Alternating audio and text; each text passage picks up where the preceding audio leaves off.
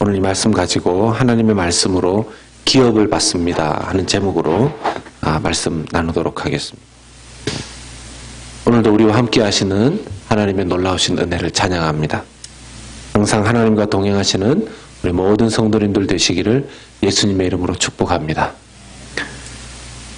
저희 가족들은 요즘도 지금도 이 텐트 치고 야영하면서 이 캠핑하는 걸 참 좋아합니다. 제가 요즘 체력이 좀 달려서 웬만하면 저는 피하고 싶은데 아직 저를 제외한 나머지 가족들은 좋아한다는데 좀 문제가 있죠.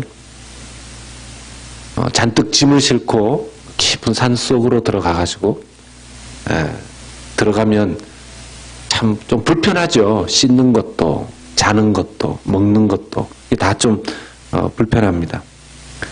가끔씩 아주 화장실에 대해서는 기대를 거의 안 하는데 수세식 화장실이 좀 잘 되어 있다 이러면, 그럼 그 국립공원에 있는 캠핑그라운드는 가급적이면 자연 훼손을 하면 안 되기 때문에 특별히 무슨 겨울에 따뜻한 물이 나온다거나 샤워를 한다거나 이런 건 절대로 기대할 수 없습니다. 그런데 어쩌다가 수세식 그 변기만 잘 마련되어 있어도 참 그렇게 감사하고 기쁘고 그렇습니다. 한겨울에 이렇게 손 씻으면 물이 얼음장 같아요. 그 물에 이제 그 얼음장 같은 물에 세수하고 설거지하고 이렇게 이제 하죠. 그래서 보면 밥 먹을 때까지는 잘 먹는데 이렇게 설거지하러 갈 때는 다 이렇게 약간 가족들이 눈치도 좀 보고 그럽니다. 그래도 할 때는 힘든데 그렇게 한 며칠 있다가 돌아오면 나중에 이렇게 거기에서 사진도 찍고 이런 걸 보면 참 추억이 되죠. 저희 가족에게는 1년에 어쩌다가 그렇게 가끔 가게 되는 그 캠핑이 잠시 고생이고 또 추억이 되지만, 여러분 이 야영 이러면 이스라엘 백성들은 듣기도 싫은 단어가 야영입니다. 사람들이어야 길어봤자 일주일, 더 길면 또 더 길 수도 있겠지만 이스라엘 백성들은 광야에서 몇 년 지냈죠? 40년 지냈습니다. 그럼 저보고 만약 40년을 그렇게 산속에 이렇게 다니면서 텐트 치고 야영하면서 살라 그러면 정말 참 차라리 죽는 게 낫지 하는 생각이 들 것 같아요. 너무너무 괴로울 겁니다. 한 며칠 거기에서 잠을 자고 못 씻고 이렇게 해도 정말 괴로운데 40년을 그렇게 거기에서 아예 살고 먹고 씻고 지낸다는 게, 여러분 이스라엘 광야 40년 세월 동안 먹을 거 늘 제대로 되지 않아서 늘 걱정했고, 어디에 물이 있을지 그것도 알지 못해서 그것도 늘 걱정이었었고요. 그것 때문에 싸운 적도 있고요.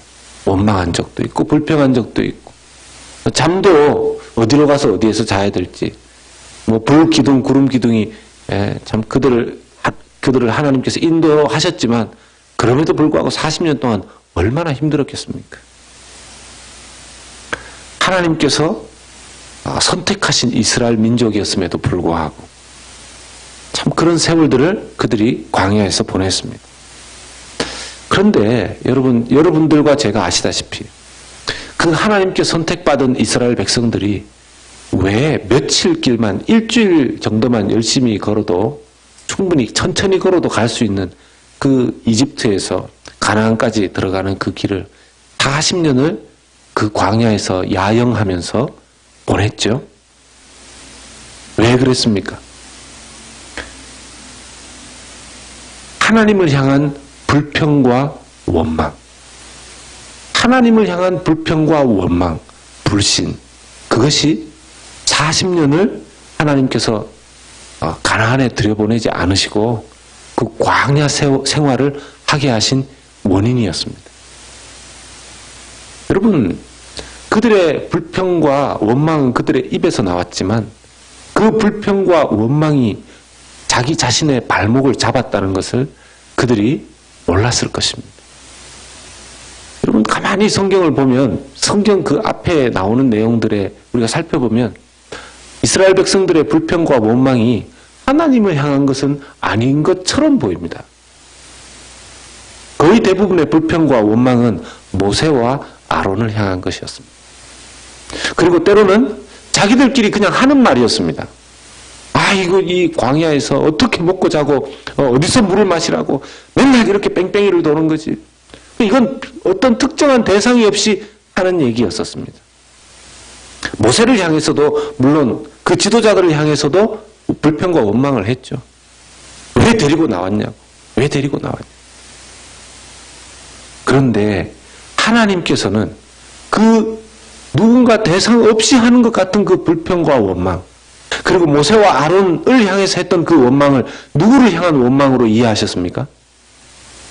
하나님 자기 자신을 향한 원망으로 받아들이십니다. 민수기 14장 27절 말씀을 보면 같이 읽겠습니다. 나를 원망하는 이 악한 회중을 내가 어느 때까지 참으랴. 이스라엘 자손이 나를 향하여 원망하는 바 그 원망하는 말을 내가 들었노라. 여러분, 이 앞뒤 구절을 보면 이 원망은 그때 당시에 모세와 아론을 향한 원망이었습니다. 그런데 하나님께서는 니네들끼리 친하게 지내지 왜 그렇게 다투고 그러느냐 이러시지 않고, 나를 원망하는 이 악한 회중을 내가 어느 때까지 참으랴. 이스라엘 자손이 나를 향하여 원망하는 바 그 원망하는 말을 내가 여호와가 들었노라. 하나님을 향한 원망과 불평으로 하나님은 받으십니다. 여기에 그들의 광야 길이 끊어지지 않고 계속해서 이어진 원인이 있는 것이죠. 여러분, 40년의 그 기간, 물론 가나안에 정탐을 하러 갔다 왔었던 12명의 정탐꾼 중에 10명이 부정적인 결과를 보고를 했고 2명밖에 긍정적인 보고를, 믿음의 보고를 하지 않았죠. 그래서 하나님께서 너희들이 다녀온 그 3박 4일의 그 기간을 쳐서 40년으로 아예 매겨버리십니다. 그런데 여러분, 그걸 결정론적으로 받아들이면 저는 하나님의 뜻 가운데, 여러분, 어떤 경우에 하나님께서 벌을 내리시고 모세 같은 경우에도 그렇고 다른 경우에 기도하면서 하나님께서 그 벌을 줄여주시거나 감해주시거나 이런 경우들이 성경 곳곳에 있지 않습니까? 그럼 이 부분을 놓고 하나님 앞에 정말 그들이 제대로 회개하고 했었다라면 글쎄요, 하나님께서 감해주시지 않았을까, 감히 그렇게 한번 생각을 해봅니다. 그들은 하나님의 말씀을 끝까지 믿지 않았습니다. 그리고 40년 내내 불평하고 원망했습니다. 눈앞에 보이는 것들로 인해서 하나님 원망하고, 눈에 보이지 않는 것들로 인해서 하나님 앞에 원망하고, 결국 그들은 여호수아와 갈렙을 제외하고는 아무도 가나안 땅에 들어가지 못했습니다. 여러분, 그들이 가나안 땅에 들어가지 못했지만 이스라엘 백성들이 하나님의 백성 맞습니까? 아닙니까? 그들이 비록 가나안 땅에 들어가지는 못했지만 그들도 하나님의 백성이죠. 그럼 어떻게 이해해야 됩니까?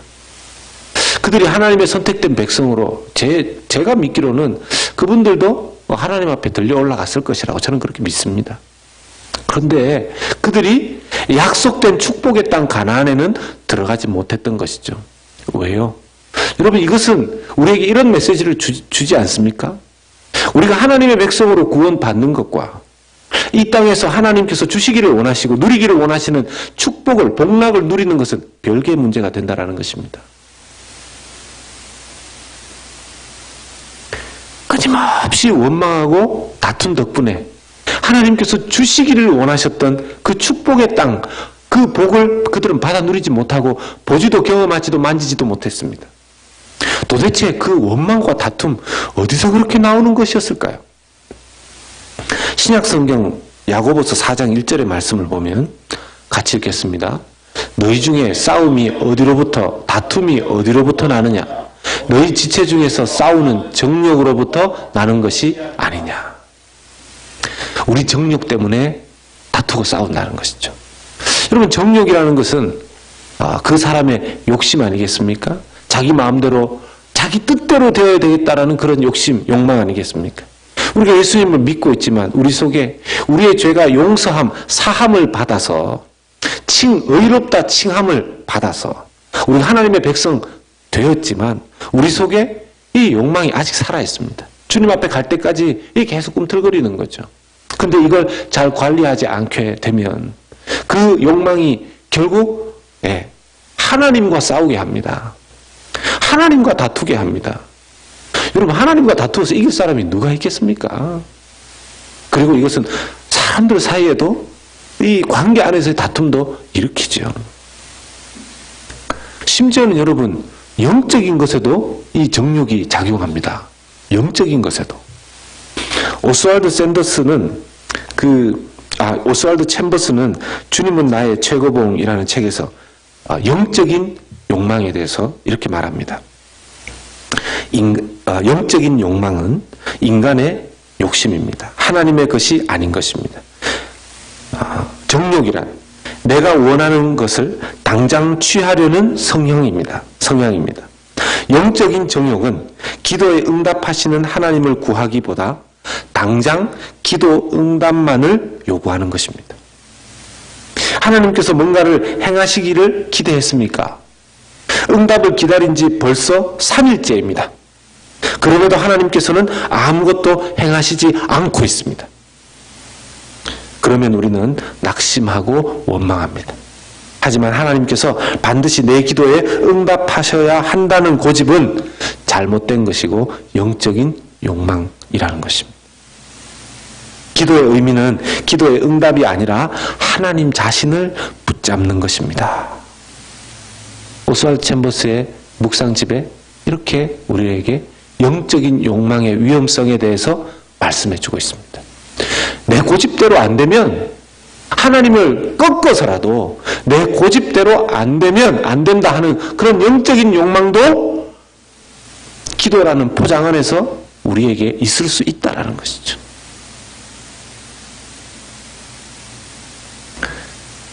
지금 이스라엘에게 주어진 가나안 정복에서 이전 광야 세대가 못 본 것을 지금 보고 있고 또 보았던 것 중에서 지금 안 보이는 것이 있습니다. 그들이 새롭게 보게 된 것은 뭐냐 하면 광야가 아니라 축복된 이 가나안 땅을 눈으로 직접 보고 있죠. 또 그들이 볼 수 없는 것, 그건 뭐겠습니까? 그 전에 있었던, 그들에게서 발견되어지지 않는 것은 그 전에 있었던 불평과 원망이 보이지 않습니다. 그 전 세대와 지금 세대의 가장 큰 차이가 이 차이입니다. 불평과 원망이 없는 것. 사랑하는 여러분, 하나님께서는 우리에게 좋은 것 주시기를 원하시는 줄로 믿습니다. 아멘이십니까? 이미 여호수아는 7년 동안 전쟁하면서 이 가나안 땅을 정복해 나가고 있었습니다. 그 기간 동안 여호수아와 백성은 하나님의 말씀을 따라서 전쟁했습니다. 딱 한 곳 빼고, 그죠? 그 기브온 족속, 하나님께 물어보지 않고 그냥 화친을 맺는 바람에 딱 그 기브온 족속 한 족속 빼고는 하나님의 말씀대로 전쟁하면서 계속해서 땅을 얻고 있습니다. 비록 여호수아의 나이가 지금 많이 들었는데요. 여호수아 13장 오늘 말씀 1절 말씀 보겠습니다. 같이 여호수아 13장 1절 말씀입니다. 같이 읽습니다. 여호수아가 나이가 많아 늙음에 여호와께서 그에게 이르시되 너는 나이가 많아 늙었고 얻을 땅이 매우 많이 남아 있도다. 아멘. 하나님이니까 여호수아에게 그렇게 말할 수 있겠죠. 너는 나이가 많아 늙었고. 아마 그 주변에 아무도 그렇게 얘기할 사람이 없었겠죠. 하나님 보시기에 여호수아가 이제 나이가 많다. 네가 이제 나이가 많다. 어떤 신학자는 갈렙과 비슷한 85세쯤으로 보고 어떤 신학자는 갈렙보다 10살 정도 많게 봐서 95세 정도로 봅니다. 여러분, 이 말씀은 하나님께서 여호수아에게 됐다, 이제 나이 많고 늙었으니까 너는 이제 나와라, 이런 좀 서운한 뉘앙스가 들어있거나, 아니면 여호수아를 이제 좀 이 앞에 전선에서 좀 뒤로 물리게 하는 그 뭐라 그러죠? 이렇게 스텝 다운하게 하는 좀 그런 부분에서의 서운한 메시지가 아닙니다. 85세 또는 95세가 되도록, 여러분 85세, 95세면 85세, 95세 전쟁터에 나가서 앞장서서 싸우면 힘 들까요, 안 들까요? 여긴 요즘은 또 막 이렇게 워낙 이 수명이 느시고 해가지고 좀 강건하신지 모르겠는데, 여러분 85세 뭐 이런 분이 전쟁터에 나가가지고 막, 그때 당시에 전쟁은 지금처럼 어디 작전 지휘관 그 사무실에 앉아가지고 뭐 버튼 누르고 뭐 지시하고 전화로 여기 가세요 저기 가세요 이런 거 아니지 않습니까? 직접 전쟁터에 나가서 진두 지휘를 했지 않습니까? 그러니 여호수아가 말은 못하지만, 여호수아가 말은 한마디도 안 합니다. 속으로는 하나님, 제가 지금 80이 넘었습니다. 그래서 81세, 82세, 83세, 84세, 80 계속 전쟁터에서 그런 고생을 하고 있으니 얼마나 힘들겠습니까? 그럼에도 불구하고 여호수아는 아무 말 안 합니다. 그냥 하나님 말씀하시면 그대로 순종합니다. 그대로 순종합니다. 이게 여호수아의 정말 아름다운 믿음의 모습인 것입니다.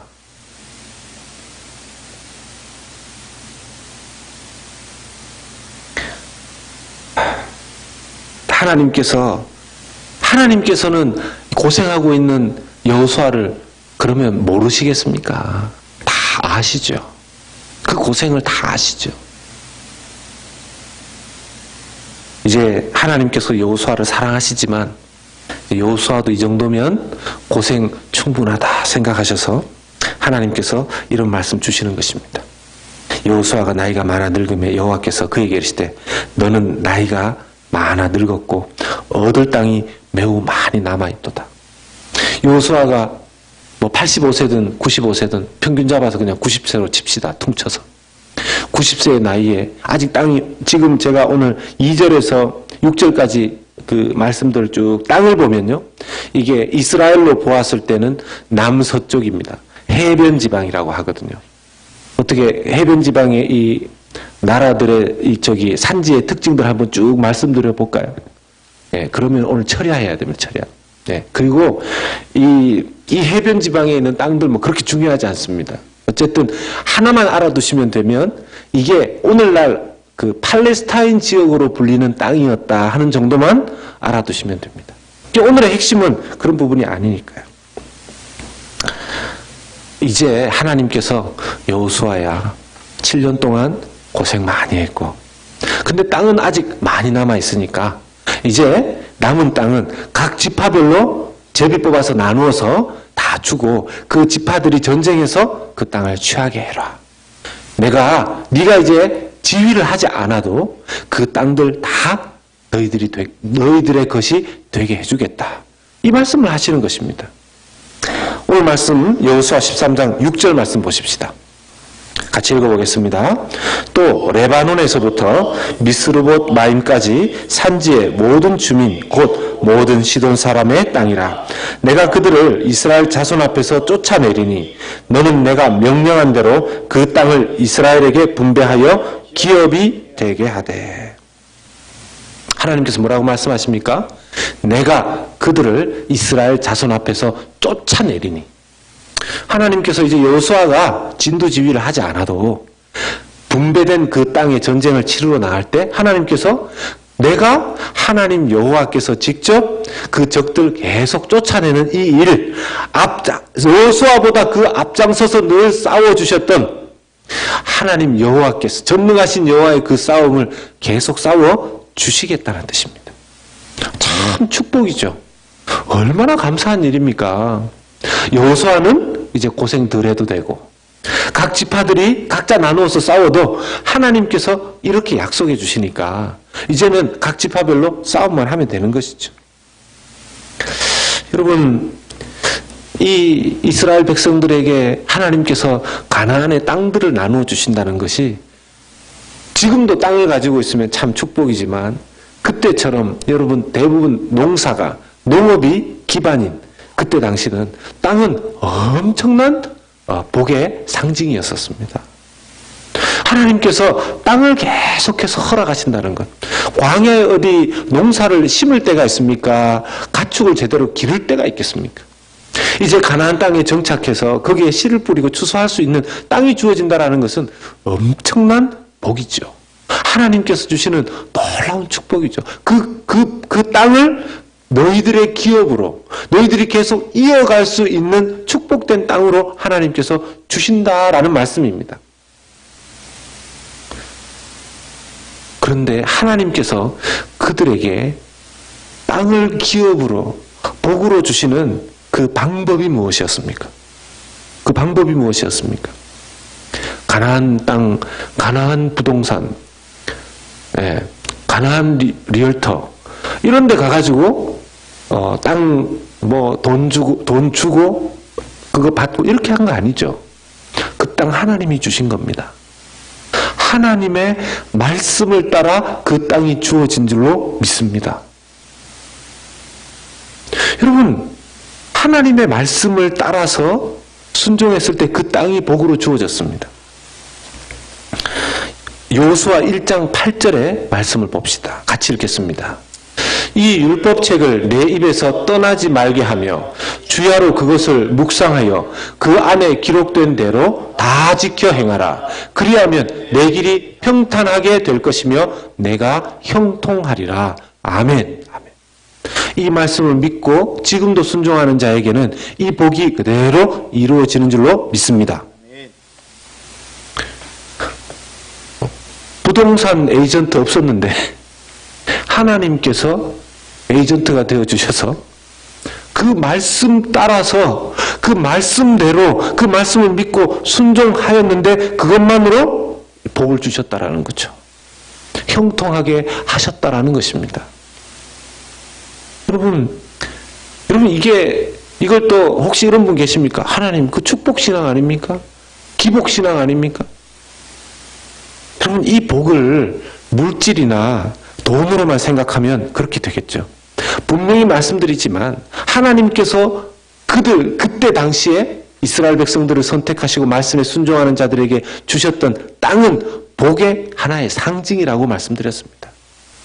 영적인 복 또는 육적인 복이 다 포함되어 있으니 어떤 경우에는 그게 영적인 복으로 오고 어떤 경우에는 육적인 복으로 나타나죠. 우리는 알 수 없습니다. 그러나 하나님이 우리에게 복을 주셨다라는 것은 그 복 받은 사람은 다 알 수 있습니다.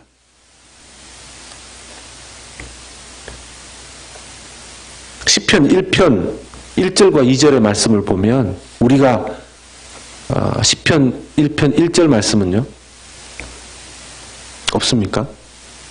1절 말씀은 뭐 다 외우시죠? 복 있는 사람은 악인들의 꾀를 따르지 아니하며 죄인들의 길에 서지 아니하며 오만한 자들의 자리에 앉지 아니하고 2절 말씀 오직 여호와의 율법을 즐거워하며 그의 율법을 주야로 묵상하는 자로다. 아멘. 여러분 이 말씀 믿으시지요? 하나님의 말씀으로 믿으시지요? 복 있는 사람은 어떤 사람이라고 이야기합니까? 복 있는 사람은 하나님의 말씀을 어떻게 다루는 사람이냐 하는데 복 있는 사람의 특징이 나옵니다.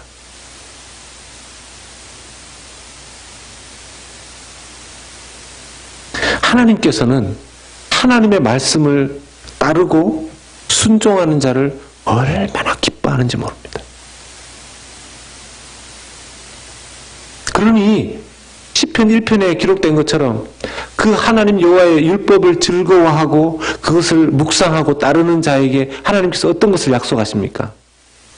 사시사철 메마르지 않는 형통의 축복, 열매 맺는 축복을 허락하시지 않습니까? 여러분 이걸 놓고 기복신앙, 축복신앙이라고 얘기하면 안 됩니다. 하나님은 하나님 자체가 복이시기 때문에 우리가 하나님의 말씀을 따르면 하나님께로부터 흘러오는 것을 우리가 받아 누릴 수밖에 없습니다. 하나님께서는 말씀을 통해서 역사하시는 줄로 믿습니다. 하나님 말씀 통해서 역사하십니다. 그렇기 때문에 우리 사랑하는 여러분, 믿음의 복을 누리시기를 원하신다면 말씀을 따라 신앙생활 하시기를 주님의 이름으로 축복합니다. 믿음의 복을 이 땅에서 누리기를 원하신다면 첫 번째, 말씀을 묵상하고 실천하는 훈련을 꼭 하시기 바랍니다. 정말 안타깝게도 마치 출애굽해서 40년 광야 생활하는 그런 사람들처럼 믿음은 있는데 40년 동안 믿음 생활했는데 일주일 거리를 넘어서지 못하고 40년을 뺑뺑이 도는 이스라엘 백성들처럼 믿음이 쌓이지 않는 사람을 봅니다. 믿음이 쌓이지 않는 사람을 봅니다. 조금 올라가다가 무너지고 조금 올라가다가 무너지고. 왜 그럴까요? 왜 그럴까요? 다른 문제가 아니라 말씀을 알기는 아는데 그냥 말씀의 부스러기들만 조금 알고 말씀을 깊이 묵상하는 것, 그리고 더 궁극적으로 나아가서 말씀을 순종하고 실천하지 않는 경우가 대부분입니다. 자기 생각 강하고 자기 주장 강하고 자기 그 주장이 너무 강하니 하나님의 말씀을 실천함이 자기에게 이루어지지 않는 거죠. 두 번째는 자녀에게 말씀 훈련을 시키시기 바랍니다. 자녀에게 말씀 훈련 시키시기 바랍니다. 여러분, 자녀가 정말 사랑스럽다면 어릴 때부터 말씀의 훈련을 시키십시오. 어느 교회는 보니까 여름 방학 때 말씀 암송 대회를 하더군요. 요즘 뭐 말씀 암송 대회 이런 게 참 많이 없어졌잖아요. 그런데 옛날에 말씀 암송 대회 얼마나 많이 했습니까? 근데 그 교회는 말씀 암송 대회를 다시 시작하더라고요. 그래서 요나서 전체를 외우면 그것도 이제 대신에 상은 큰데 상이 큰 만큼 좀 어려워야 되지 않겠습니까? 그러니까 요나서 전체를 외우는 그런 프로젝트를 탁 내고 요나서를 쫙 외우면 상을 큰 걸 주는 거죠. 우리도 한번 해볼까요? 어릴 때 자녀가 큐티하는 것을 훈련시키십시오. 목사님, 큐티가 뭔지 사실 잘 모르겠습니다. 많이 듣기는 했는데 잘 모르겠습니다. 이런 분이 계실 거예요. 어디 좀 다른 사람들한테 물어보려니까 또 좀 그렇고. 그래서 우리 교회 이번에 큐티 세미나가 있지 않습니까? 그리고 세미나만 하고 끝나면 안 되죠. 큐티 세미나 후에 지금 그 큐티 세미나 후에 큐티를 하실 분들을 이렇게 또 그룹으로 모아서 인도하실 인도자들이 지금 주중에 계속 만나서 준비하고 있습니다. 그 그룹에 누구라도 조인해서 편안하게 서로 격려하면서 하나님 말씀 나누는 거, 말씀을 묵상한 거 나누고 실천했을 때 그 은혜들을 나누는 그런 큐티 소그룹을 준비하고 있습니다. 기대하시라. 개봉박두. 세 번째는 기록하십시오. 기록하십시오. 성경을 읽을 때는 반드시 연필 또는 볼펜을 가지고 읽으십시오. 여러분, 어제 일도 기억을 못 하시지 않습니까? 제가요, 요즘 집에서 한 번만에 나오는 경우가 잘 없어요. 나왔다가 뭘 찾아보면 이게 이제 루틴이라는 게 있지 않습니까? 이렇게 이쪽 빠지, 이쪽 빠지, 이쪽 뒤를 두드려 보면 이렇게 세 개가 딱 걸려야 되는데 어느 하나가 없으면 이게 이제 이 루틴에 이게 안 맞으면 이 하나가 어디 갔냐는 거죠. 새벽기도 나오는데 그때 또 지갑 찾는다고 왔다 갔다 또 지갑 찾아서 나오면 또 하나 뭐가 또 없는 거죠. 그런 우리를 뭘 믿고 성경을 그냥 우리가 열어서 이렇게 봅니까? 우리가 성경 암송대회도 한번 해볼까요? 그랬는데, 우리 성경을 정말 좀, 옛날 어르신들은 정말 성경이 너덜너덜해질 때까지 읽으시고, 만지시고, 거기에 뭐라고 쓰시고, 많이 하셨어요. 그래서 성경을 갑오로 물려주는 그런 집안들도 가끔씩 있었습니다. 근데 요즘 이렇게 깨끗한 성경을 어디에 물려주겠습니까? 자녀들이 받아보고, 어떻게 엄마 40년을 가지고 다닌 성경이 이렇게 깨끗해? 너무 깨끗한 거 줘서 감사해요. 그렇게 될 판이에요, 지금. 우리도 저기 성경 너덜너덜 콘테스트 한번 할까요?